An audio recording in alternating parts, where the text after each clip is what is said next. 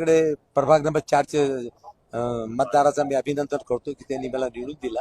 कोणी खोटा विश्वासावर अफवा ठेवली नाही.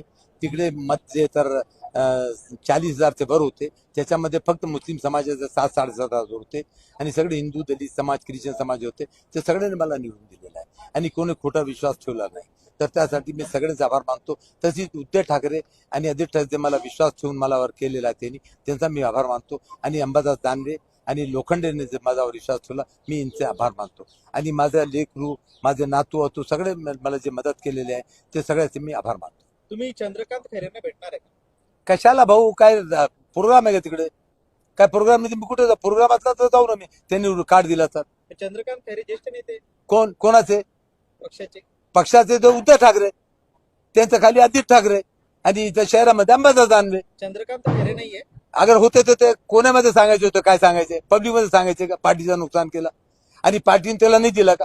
खासदार आमदार केला, पेन्शन चालू आहे त्यांना. मग कशात सांगितलं? कोण त्याच्यावर नुकसान झालं ना महाराष्ट्राचा. असा माणूस घेतला, प्रूफ तर कोणी दिला नाही माझा.